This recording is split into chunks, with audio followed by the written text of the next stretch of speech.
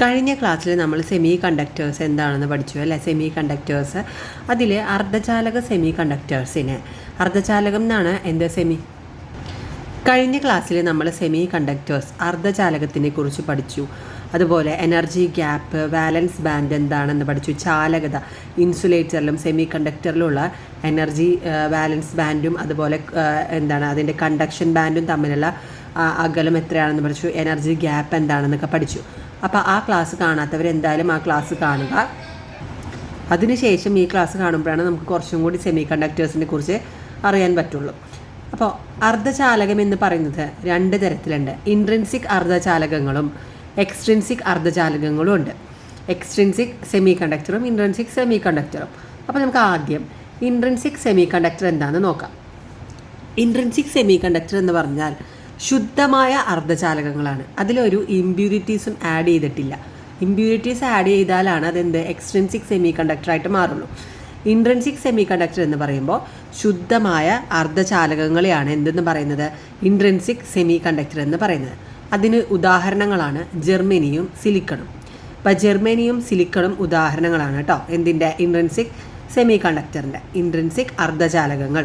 അപ്പോൾ നമ്മൾ മലയാളമാണ് പഠിക്കേണ്ടത്. അർദ്ധചാലകങ്ങൾ എന്താണെന്ന് പറഞ്ഞാൽ സെമി കണ്ടക്ടറാണെന്ന് അറിയണം കേട്ടോ. അപ്പോൾ ഇതിൽ ഇലക്ട്രോണുകളുടെ എണ്ണത്തിനെയാണ് നമ്മൾ NE എന്ന് പറയുന്നത്. ഇലക്ട്രോണുകളുടെ എണ്ണം NEയും ഹോളുകളുടെ എണ്ണത്തിന് NH എന്ന് പറയുന്നു. അപ്പോൾ ഇൻട്രിൻസിക് സെമി കണ്ടക്ടറിൽ ഇത് രണ്ടും ഈക്വൽ ആയിരിക്കും. NE എന്ന് പറയുന്നതും ഹോളുകളുടെ എണ്ണവും അതുപോലെ ഇലക്ട്രോണുകളുടെ എണ്ണവും തുല്യമായിരിക്കും. അപ്പോൾ ഇതിൽ താപീയ ഉത്തേജനം മൂലമാണ് ഇൻട്രിൻസിക് സെമി കണ്ടക്ടർ ഉണ്ടാകുന്നത്. താപീയ ഉത്തേജനം മൂലമാണ് എന്തുണ്ടാകുന്നത്, ഇൻട്രിൻസിക് സെമി കണ്ടക്ടർ ഉണ്ടാകുന്നത്. അപ്പോൾ അതിൽ ഇലക്ട്രോണുകളുടെ എണ്ണവും അതുപോലെ തന്നെ ഇലക്ട്രോണുകളുടെ എണ്ണവും ഹോളുകളുടെ എണ്ണവും തുല്യമായിരിക്കും. ഇലക്ട്രോണുകളുടെ എണ്ണവും ഹോളുകളുടെ എണ്ണവും തുല്യമായിരിക്കും. അപ്പോൾ അതിൽ താപീയ ഉത്തേജനം മൂലമാണ് ഉണ്ടാകുന്നത്. ഇലക്ട്രോണുകൾ ഒഴിവാകുന്നത് മൂലം പോസിറ്റീവ് ചാർജ് ഉണ്ടാകുന്നു. ശൂന്യ സ്ഥലങ്ങളെയാണ് ഹോളുകൾ അഥവാ സുഷിരങ്ങൾ എന്ന് പറയുന്നത് അല്ലേ. ഇലക്ട്രോണുകൾ ഇപ്പോൾ ഇവിടെ ഇരുന്ന ഇലക്ട്രോൺ എന്ന് പറയുന്നത്, ഇപ്പോൾ ഇവിടെ നിന്ന ഒരു ഇലക്ട്രോണ് ഒന്ന് ഇങ്ങോട്ട് മൂവ് ചെയ്താൽ എന്ത് പറ്റും, ഇവിടെ എന്തുണ്ടാവും, ഇവിടെ ഹോൾ ഉണ്ടാവും അല്ലേ. ഇവിടെ ഉള്ളത് ഇലക്ട്രോൺ ഒന്ന് ഇങ്ങോട്ട് മൂവ് ചെയ്ത് കഴിഞ്ഞാൽ, ഇപ്പോൾ അങ്ങനെയല്ല ചെയ്യേണ്ടത്. ഇതിപ്പോൾ ഇലക്ട്രോണാണ്. ഇലക്ട്രോൺ എന്ത് ചെയ്തു, ഇവിടെ നിന്നിട്ട് ഇങ്ങോട്ട് മൂവ് ചെയ്തു. അപ്പോൾ ഇവിടെ ഒരു ഹോൾ ഉണ്ടായി. അതിനെയാണ് ഇവിടെ പറയുന്നത് ഇലക്ട്രോണുകൾ ഒഴിവാകുന്നത് മൂലം പോസിറ്റീവ് ചാർജ് ഉണ്ടാകുന്ന ശൂന്യ സ്ഥലത്തിനെയാണ് എന്തെന്ന് പറയുന്നത് ഹോളുകൾ അഥവാ സുഷിരങ്ങൾ എന്ന് പറയുന്നത്. അപ്പോൾ ഇൻട്രിൻസിക് സെമി കണ്ടക്ടർ ഒന്നുമില്ല, അതിൽ ഇലക്ട്രോണുകളുടെ എണ്ണവും അതുപോലെ ഹോളുകളുടെ എണ്ണവും തുല്യമായിരിക്കും. ഇനി എക്സ്ട്രിൻസിക് സെമി കണ്ടക്ടർ എന്താണെന്ന് നമുക്ക് പഠിക്കണം. എക്സ്ട്രിൻസിക് സെമി കണ്ടക്ടറിൽ N ടൈപ്പ് സെമി കണ്ടക്ടർ ഉണ്ട്, അതുപോലെ P ടൈപ്പ് സെമി കണ്ടക്ടേഴ്സും ഉണ്ട്. ഇനി ശുദ്ധ അർദ്ധചാലകത്തിൽ അനുയോജ്യമായ അപദ്രവ്യം കൊണ്ട് ഡോപ്പ് ചെയ്താൽ അവയിലെ ചാർജ് വാഹകരുടെ എണ്ണം ഗണ്യമായി വ്യത്യാസപ്പെടുത്തുവാൻ കഴിയും. എന്ന് പറഞ്ഞാൽ ഇപ്പോൾ നമുക്കറിയാം NEയും അതുപോലെ NHും ഈക്വൽ ആണല്ലോ അർദ്ധചാലകത്തിൽ, ശുദ്ധമായ ഇൻട്രിൻസിക്കിൽ. ആ ശുദ്ധതയിൽ നമുക്ക് വേണമെങ്കിൽ ഇലക്ട്രോണുകളുടെ എണ്ണം കൂട്ടാം, അതുപോലെ ഹോളുകളുടെ എണ്ണവും നമുക്ക് കൂട്ടാം. അങ്ങനെ കൂട്ടുമ്പോൾ അതിനെയാണ് നമ്മൾ ഇത് കൂട്ടുന്നത് എന്താണ്, ഇമ്പ്യൂരിറ്റീസ് ആണ് അവിടെ ആഡ് ചെയ്യുന്നത്. അങ്ങനെയാണ് എക്സ്ട്രിൻസിക് സെമി കണ്ടക്ടർ ഉണ്ടാകുന്നത്. അപ്പോൾ ജെർമനിയം അതുപോലെ സിലിക്കൺ എന്ന് പറഞ്ഞാൽ അതിൻ്റെ 4 വാലൻസ് ബാൻഡിൽ വാലൻസ് ഇലക്ട്രോൺ എത്ര 4 അല്ലേ. ഇതിലേക്ക് കുറച്ച് അപദ്രവ്യങ്ങൾ ആഡ് ചെയ്ത് കഴിഞ്ഞാൽ അതിന് നമുക്ക് എക്സ്ട്രിൻസിക് സെമി കണ്ടക്ടറായിട്ട് അത് മാറി. അപ്പോൾ അത്തരത്തിൽ സെമി കണ്ടക്ടറിനെ രണ്ടായി നമുക്ക് തരംതിരിക്കാം. അതാണ് N ടൈപ്പ് സെമി കണ്ടക്ടറും P ടൈപ്പ് സെമി കണ്ടക്ടറും. നമ്മൾ N ടൈപ്പ് സെമി കണ്ടക്ടർ ഇപ്പോൾ നമ്മൾ എത്ര ഇലക്ട്രോൺസ് ആണ് ഇതിൽ ആഡ് ചെയ്യുന്നത്, അതുപോലെ ഹോൾസ് ആണ് ആഡ് ചെയ്യുന്നത് അനുസരിച്ച് ഇതിനെ രണ്ടായിട്ട് തരംതിരിച്ചിട്ടുണ്ട്. ഒന്ന് N ടൈപ്പും അതുപോലെ P ടൈപ്പും. ഇനി സിലിക്കൺ ജെർമനിയത്തെ ഒരു പഞ്ചസംയോജക അപദ്രവ്യം 15th ഗ്രൂപ്പിലുള്ള പെൻറ്റാവാലൻ്റ് ഇമ്പ്യൂരിറ്റി ആണ് ഡോപ്പ് ചെയ്യുന്നതെങ്കിൽ, അവിടെ ഇമ്പ്യൂരിറ്റീസ് ആഡ് ചെയ്യുന്നതെങ്കിൽ അതിനെയാണ് നമ്മൾ N ടൈപ്പ് എന്ന് പറയുന്നത്. അതെങ്ങനെ N ടൈപ്പ് ആവുന്നത്, ഇപ്പോൾ 15ാമത്തെ ഗ്രൂപ്പിൽ എത്ര വാലൻസ് ഇലക്ട്രോൺ ഉണ്ട്, 5 വാലൻസ് ഇലക്ട്രോൺ. ഔട്ടർ മോസ്റ്റ് ഷെല്ലിൽ 5 ഉണ്ട്. നമുക്ക് അറിയാം ഇപ്പോൾ ജെർമനിയുടെ കാര്യം, ജെർമേനിയത്തിൻ്റെ കാര്യം അല്ലെങ്കിൽ സിലിക്കൺ എടുക്കാം. സിലിക്കണിന് എന്താണ് 4 എണ്ണമാണ് ഉള്ളത് അല്ലേ, 4 എണ്ണം ഉണ്ട്. അപ്പോൾ ഇവിടെ 5 എണ്ണം കൂടി വന്നാൽ ഇവിടെ 1, ഇവിടെ 2, ഇവിടെ 3, ഇവിടെ 4, ഒരു എക്സസ് ആയിട്ടുള്ള ഒരു ഇലക്ട്രോൺ ഇവിടെ നിൽക്കുമല്ലേ. അപ്പോൾ ഇവിടെ ഇലക്ട്രോണിൻ്റെ എണ്ണമല്ല ഇവിടെ കൂടുതൽ, ഇലക്ട്രോണിൻ്റെ എണ്ണം ഇതിനേക്കാളും നമ്മുടെ ഹോളിനേക്കാളും കൂടുതലാണ്. അപ്പോൾ N ടൈപ്പ് എന്ന് പറയുമ്പോൾ 15ാമത്തെ ഗ്രൂപ്പിലെ ഏതെങ്കിലും 15ാമത്തെ ഗ്രൂപ്പിൽ ഏത് വേണമെങ്കിലും നമുക്ക് ഡോപ്പ് ചെയ്യാം. അപ്പോൾ അതിൽ എന്താണ് ഇലക്ട്രോണിൻ്റെ എണ്ണം കൂടുതലാണ്.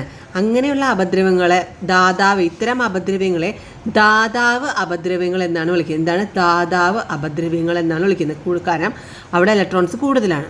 അപ്പോൾ സിലിക്കൺ ജെർമനിയത്തെ ഒരു പഞ്ചസംയോജക അപദ്രവ്യം കൊണ്ട് ഡോപ്പ് ചെയ്യുന്നു. ഇത്തരം അപദ്രവ്യങ്ങളെ ദാതാവ് അപദ്രവ്യങ്ങൾ എന്നാണ് വിളിക്കുന്നത്. അപ്പോൾ എൻ ടൈപ്പ് എന്ന് പറയുന്നതാണ് എന്ത് ദാതാവ് അപദ്രവ്യങ്ങൾ എന്ന് പറയുന്നത്. എൻ ടൈപ്പ് എന്ന് പറയുമ്പോൾ അപ്പോൾ നമ്മളപ്പോൾ ഓർക്കണം അവിടെ ഇലക്ട്രോൺസ് ആണ് കൂടുതലല്ലേ. നീ എന്ന് പഠിച്ചാൽ നീ എന്ന് പറയുമ്പോൾ എൻ ടൈപ്പ് ഇലക്ട്രോൺ കൂടുതൽ. ഓക്കെ, അപ്പോൾ എൻ ടൈപ്പിൽ എന്താണ് കൂടുതലല്ലേ ഇലക്ട്രോണുകൾ മെജോറിറ്റി ചാർജ് വാഹകരായിരിക്കും. കാരണം 5 വാലൻസ് ഇലക്ട്രോണുള്ള 5 4 എന്ത് ചെയ്തു കോവാലന്റ് ബോണ്ട് നടത്തിയ ജെർമനിയത്തിൻ്റെ കൂടെ കോവാലന്റ് ബോണ്ട് നടത്തി ഒരു എക്സസ് ഇലക്ട്രോൺ ഉണ്ടാവും. അങ്ങനെയാകുമ്പോൾ ഇലക്ട്രോണുകൾ മെജോറിറ്റി ചാർജ് വാഹകരാണ്. ഹോൾ എന്താവും അവിടെ മൈനോറിറ്റി ചാർജ് വാഹകരാണ്.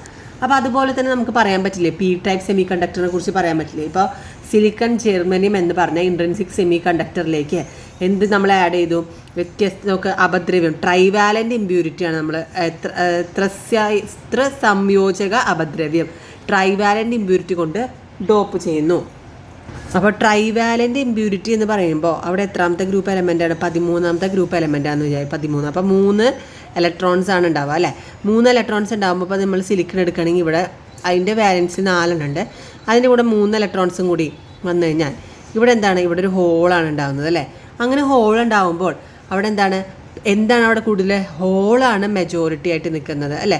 മെജോറിറ്റി ആയിട്ട് നിൽക്കുന്നത് എന്താണ് majority charge വാഹകരാണ് hall.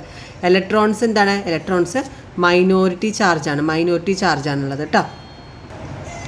Minority charge വാഹകരാണ് കൂടുതലുള്ളത്. മൈനോറിറ്റി ചാർജ് വാഹകർ കൂടുതൽ. ഇത്തരം അപദ്രവ്യങ്ങളെ സ്വീകാര്യത അക്സെപ്റ്റർ അപദ്രവ്യങ്ങൾ. അപ്പോൾ എന്താണ് പി എന്ന് പറയുന്നതാണ് സ്വീകാര്യാണ്. അക്സെപ്റ്റർ അപദ്രവ്യങ്ങൾ എന്നാണ് വിളിക്കുന്നത് പി ടൈപ്പ് സെമി കണ്ടക്ടർ. അപ്പോൾ പി ടൈപ്പും എൻ ടൈപ്പും മാറിപ്പോരുത്. പി എന്ന് പറയുമ്പോൾ പി എച്ച് എന്ന് പറയില്ലേ പി എച്ച് വാല്യൂ അതുപോലെ. അപ്പോൾ പി എന്ന് പറയുന്നത് അവിടെ എന്താണ് ഹോള് കൂടുതൽ. നീ എന്ന് പറയുമ്പോൾ എന്താണ് എൻ ടൈപ്പിൽ ഇലക്ട്രോൺസ് കൂടുതൽ. അത്രയേ ഉള്ളൂ പി ടൈപ്പും എൻ ടൈപ്പും തമ്മിലുള്ള വ്യത്യാസം. ഇനി നമുക്ക് ഇത് വെച്ചിട്ട് ഒരു ജംഗ്ഷൻ പി എൻ ജംഗ്ഷൻ നമ്മൾ പഠിച്ചിട്ടുണ്ടാവില്ലേ. പി എൻ ജംഗ്ഷൻ ഡയോഡിനെ കുറിച്ച് ഫോർവേഡ് ബൈസ് അതുപോലെ റിവേഴ്സ് ബൈസ് ഒക്കെ നമ്മൾ പഠിച്ചിട്ടുണ്ടാവും. അപ്പോൾ പി ടൈപ്പ് അർദ്ധചാലകങ്ങൾ ഇതിലെന്താ പി എൻ ജംഗ്ഷൻ എന്ന് പറയുമ്പോൾ ഇപ്പോൾ ഇത് പിയും എന്നും ഇത് രണ്ടും കൂടിയിട്ട് പി ടൈപ്പ് അർദ്ധചാലകവും എൻ ടൈപ്പ് അർദ്ധചാലകവും കൂടിച്ചേരുന്നു. പി ടൈപ്പും എൻ ടൈപ്പ് അർദ്ധചാലകങ്ങളും കൂടിച്ചേരുന്നു. അങ്ങനെയെങ്കിൽ നമുക്കറിയാം പിയിൽ എന്താണ് കൂടുതൽ. പിയിൽ എന്ത് കൂടുതലാണ് ഹോളുകളാണ് കൂടുതൽ അല്ലേ. പോസിറ്റീവ് ചാർജുകളാണ് കൂടുതലുള്ളത്. ഈ പോസിറ്റീവ് ചാർജ് എന്ത് ചെയ്യും ഇവിടേക്ക് മൂവ് ചെയ്ത് എൻ ടൈപ്പിൻ്റെ അടുത്തേക്ക് പോകും. അതുപോലെ എന്നിലുള്ള നെഗറ്റീവ് ചാർജ് എന്ത് ചെയ്യും ഇവിടേക്ക് മൂവ് ചെയ്യും. പി ഭാഗത്തു നിന്ന് എൻ ഭാഗത്തേക്ക് ഹോളുകൾ എൻ ഭാഗത്തു നിന്ന് പി ഭാഗത്തേക്ക് ഇലക്ട്രോണുകളും വ്യാപിക്കുന്നു. ഇത് അങ്ങോട്ടും ഇങ്ങോട്ടും മൂവ് ചെയ്യും.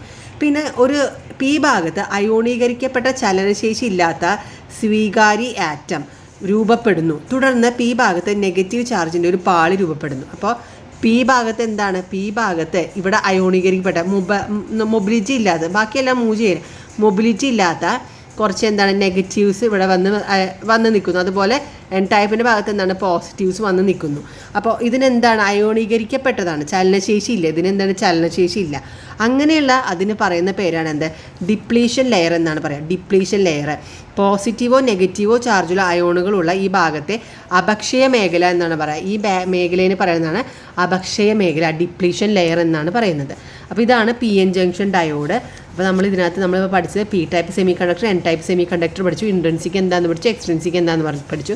പി എൻ ജംഗ്ഷൻ്റെ ഒരു ചെറിയൊരു രൂപം തന്നിട്ടുണ്ട്. ഇനി അടുത്ത ക്ലാസ്സിൽ നമുക്ക് ഫോർവേഡ് ബൈസും റിവേഴ്സ് ബൈസൊക്കെ എന്താണെന്ന് പഠിക്കാം.